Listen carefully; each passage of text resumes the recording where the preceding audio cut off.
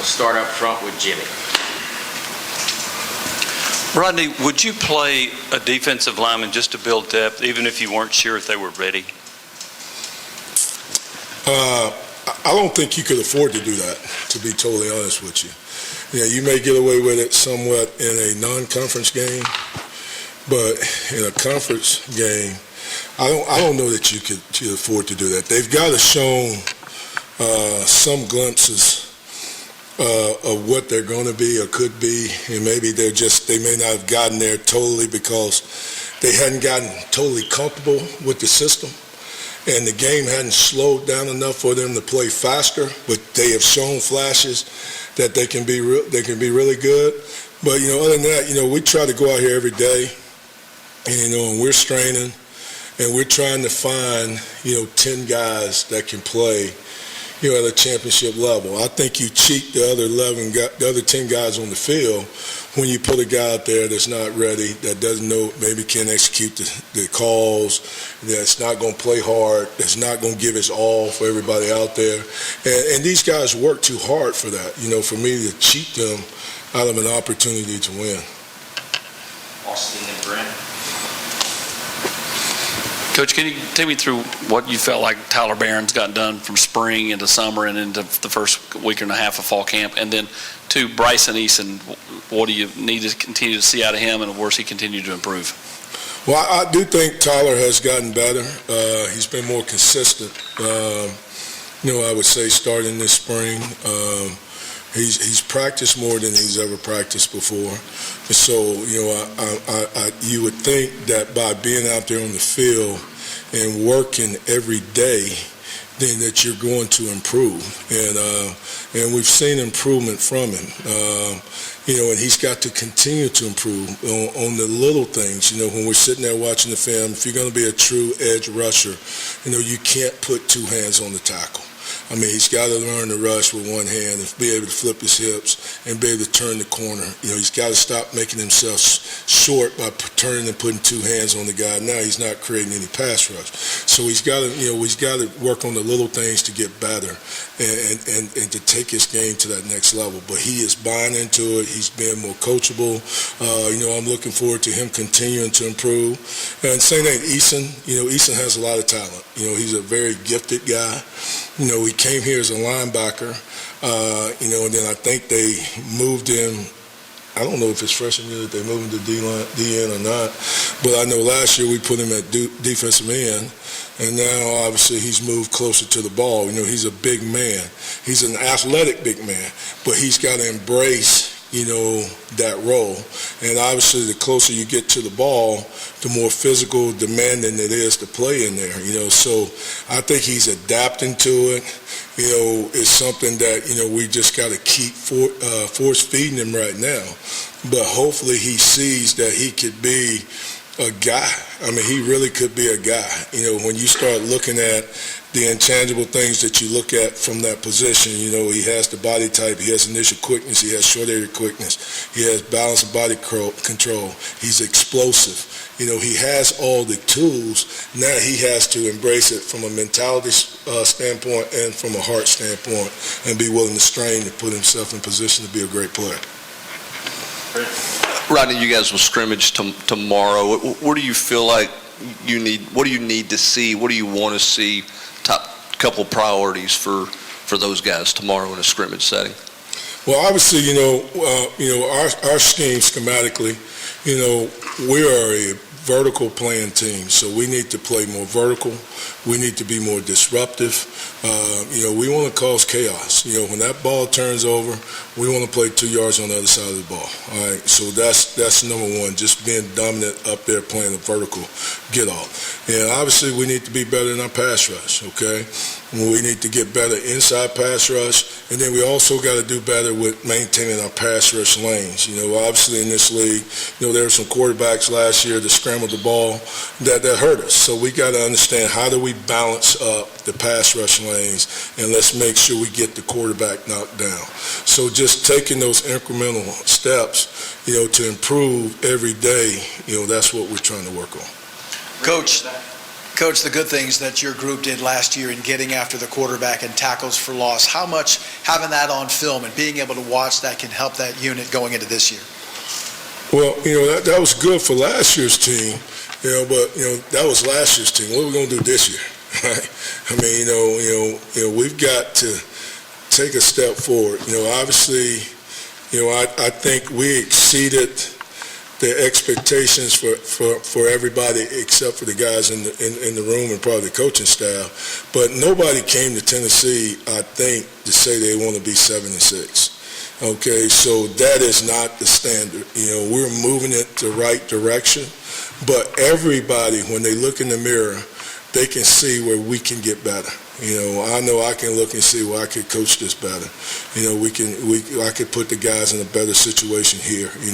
So we all have to be truthful with ourselves on that and understand that we have to continue to strain every day to get better. And if we want to become great, we got to get comfortable being uncomfortable, and that's what it takes.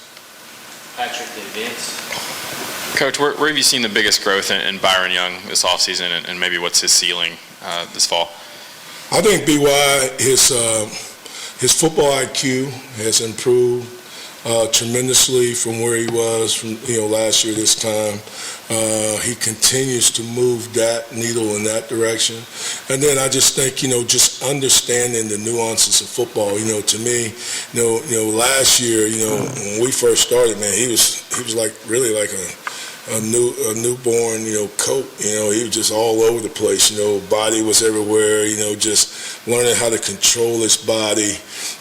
Just understanding football, understanding pass rush, how to use his hands, how to flip his hips, and also just improving on understanding how the scheme fits, not just what he does.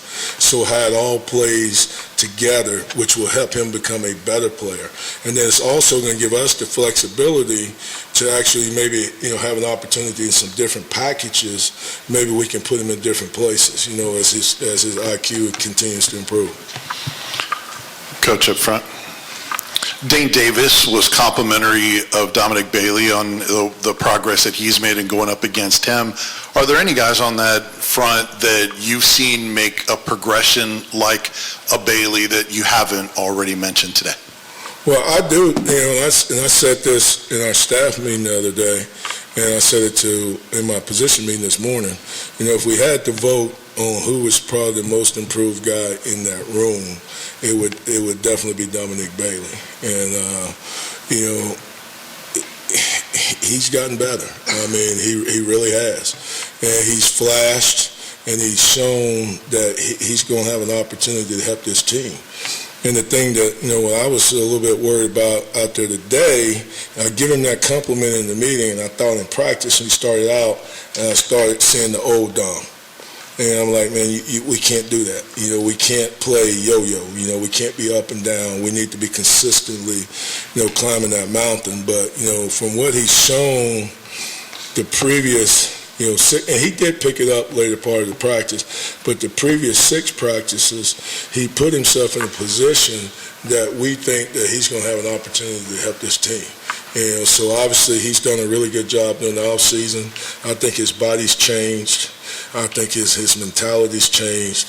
He's a little bit more talented than I thought, and maybe that's what just gaining the strength, with the weight program and the maturity and all that, and maybe him just getting more comfortable in the system that we're running to.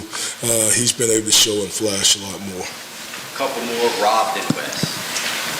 Coach, you lost a real respected veteran leader in Matthew Butler from last year. Who's kind of stepping in to fill that void in your room? And I'm gonna be honest with you. That's been a big void. Matt. I mean, I guess we probably took it for granted. How valuable he was, and I don't know that we filled that role yet. So and I think we just got to keep pushing the guys. To keep straining them to see who's going to rise to the top. Some of them, it's easy to lead when things are easy. But when we're faced with that adversity, who's going to be that guy that's still going to stand in there and be the guy that, hey, you count on me. You get behind me, I'm going to show you the way. So we really don't have that yet. You know what I'm saying? I think BY is trying, but BY is a different type of leader than Matt. BY is much quieter. He just really takes care of BY. We need him to come on and be a more aggressive guy, to take the bull by the horn, per se. And then, we need, Amari, Big O needs to, continue. He needs to continue. He needs to get better so he can become a better, leader too. And obviously that comes with also doing it on the field, not just being a verbal guy, but you got to also do it by your actions too. Rodney, what's it been like to have Latrell Bumpus back, and what's he been able to provide, maybe sort of as a player and as a guy who has been around the game, this program, for I guess 7 years now? I've said it many times. Latrell Bumpus is probably one of the greatest young men I've ever had the opportunity to coach. I mean, he is. He's a real dude. He's a man's man. And just we're trying to. I want to say maybe pace him a little bit, just trying to not overdo him, because he really just started going full speed, probably about a week or so before we ever started camp. So just trying to, limit his rep count so we don't put him in a situation where we make him vulnerable. But he's gone out there and he's done some really good things on film. He's been recognized, after a couple practices just on the play that he's put out there.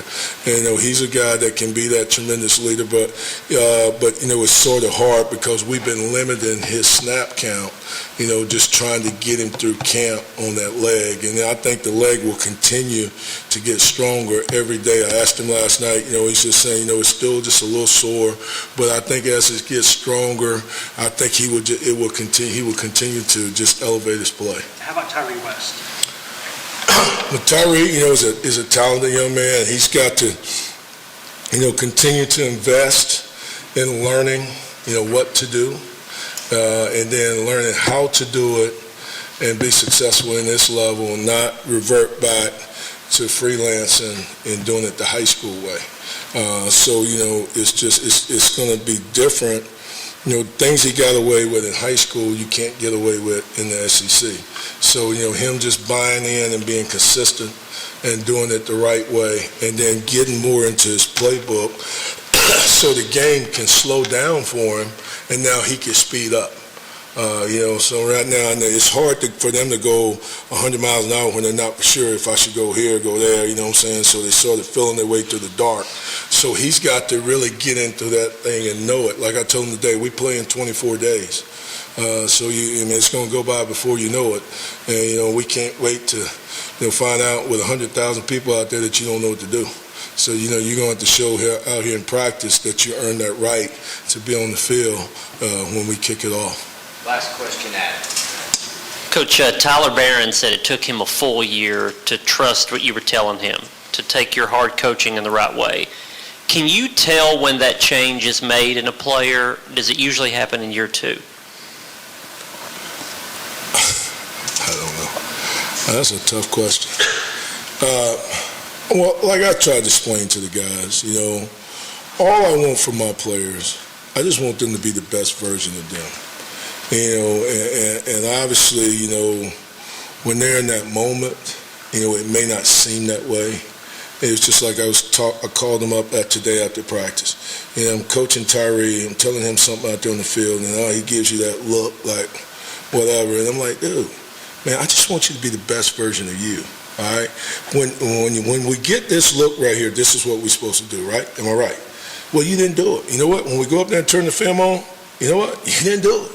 All right, so, so that is not, I think so many times, that they take it personal. And, and I try to tell them, I could be probably a little bit aggressive. I can probably be a little brutal. I may not say it in the nicest way, but I try to tell them, don't take it the tone, receive the message, you know what I'm saying? And, take that aggression. That's just me wanting to win. That's just me wanting you to be better at times. At the end of the day, though, 99% of my guys, they come back and they love me. At that moment right now, they don't like me, which is sort of like being a parent. Your kids don't like you when you raise them, but when they get old, they love you and they appreciate everything you did for them. That's what we're hoping that's going to, same thing that's going to transpire here. That these guys are going to love me. That they're going to bring their wives and the kids back to see me. I'm going to be playing with their kids like they're my grandkids. So that's what it's all about. And just getting them to understand, I want what's best for them. I want them to be the best version of themselves, so we can be the best version of the Tennessee D-line, and then we can be the best version of the Tennessee football team. That's all I want. Perfect. Thank you, Coach. All right, thank y'all.